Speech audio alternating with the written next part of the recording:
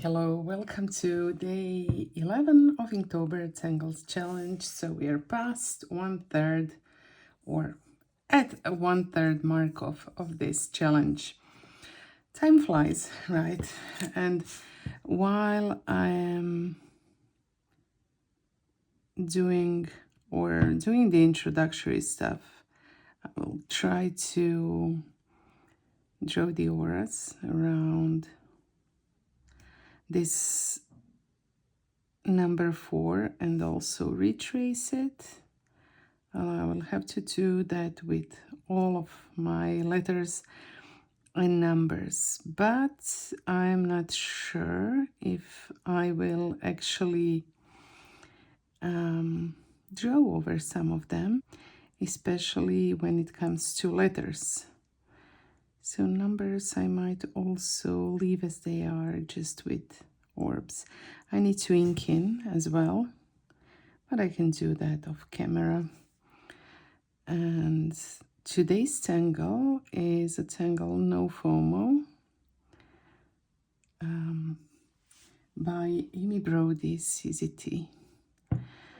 And it's another so it seems to me that this year we have quite similar tangles. They're all curvy and some of them are quite elaborate. And don't get me wrong, I love those kinds of tangles, but I think that a little bit of variety in terms of construction and shape gives a nice look to the drawing. But today we are drawing NoFOMO, and we will start with a little star shape, let's say with some mucas. Yay! So I will draw it here and start with this kind of star shape, but the sides are curvy, they're not straight. And you can see that I just drew it without hesitation because I know that it doesn't have to be perfect. And then I will draw these little muca pods that come out of the spokes on each side of each spoke.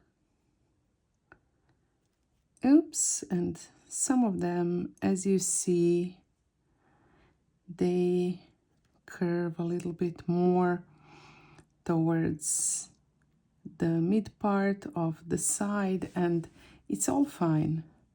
I'm not rotating my tile, so my strokes are maybe not as even or similar. Those muca pods are not as similar as they would be if I rotated my tile.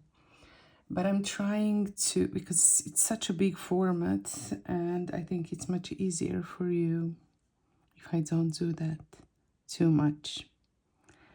It also challenges my drawing skills, because I'm used to drawing all the strokes from top to bottom, left to right. But when you don't rotate your canvas as much as we usually do in Zentangle, then you are sometimes forced to draw some strokes in a way that you would not draw them otherwise. And it's a challenge. It also changes the way your drawing looks, because obviously you are not drawing in the most comfortable way. And if I had a small square tile that we usually use, I would rotate it much more often, I'm sure. But as I said, I find that this is a nice challenge.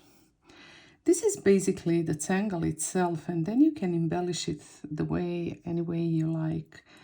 The one thing that is added in the step outs are these little orbs that come out of where the muca pods meet.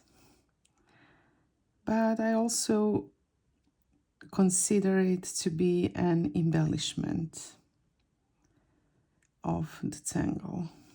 And of course, now you could add whatever you want to these spaces around it. And I'm thinking maybe about adding some flux shapes that will be partly hidden with some of the shapes here. And it's just a suggestion. You might decide to do something different. You might also decide not to add anything because the whole thing is quite busy as it is. But I will draw these little, because these spaces between mucas, they're weird shape. And, you know, you can always fill them with orbs, but I thought that I might maybe use this nook to start a flux shape. So it's just an idea about what you can do with it if you decide to do anything with it. So this is basically it as far as the line work goes. And I will start shading. So I will apply shades around the edge of the star and also around the edge of this central orb and a little smiley shape inside the orb. And now for mucas, you can either do what I'm doing now. I started thinking that I would do something else. You can add a little smiley shape on the bottom of each of these, or you can maybe add them the way we would probably do it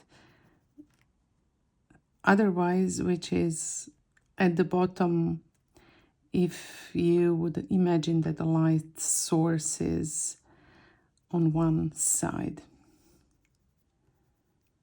so they would all face the same direction, which I didn't do here. Trying to just simplify it, and I think simplifying works great when it comes to almost any kind of art, but in Zentangle it's, I think, almost one of the key cornerstones of it.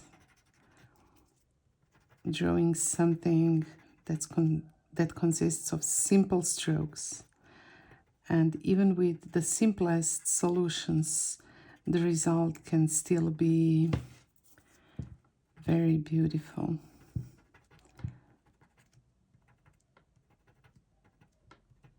And still, the best thing about it is that everybody can do it when they see how simple the process is.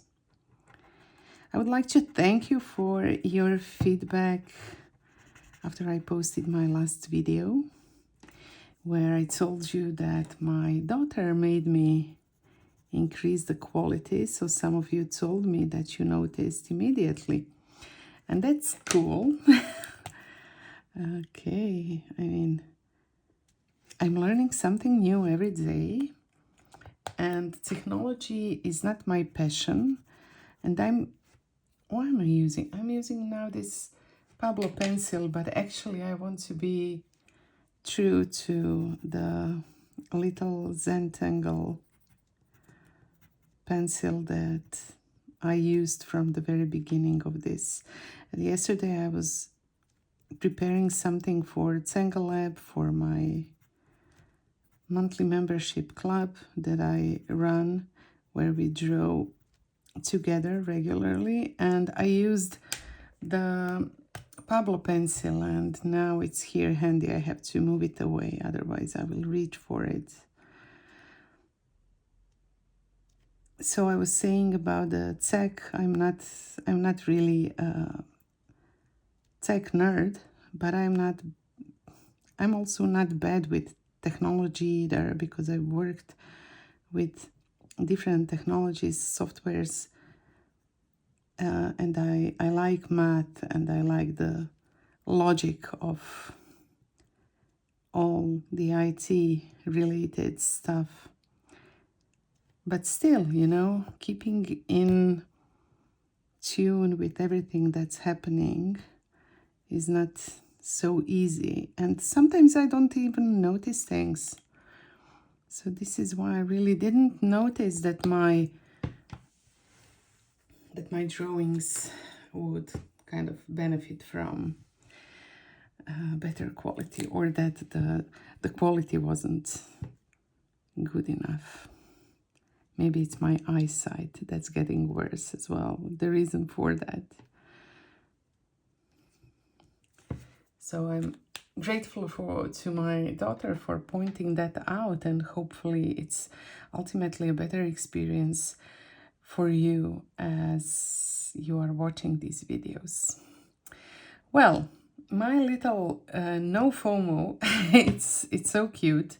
It's done, and I'm thankful for you, for joining me again. If you have tangled along, that's amazing.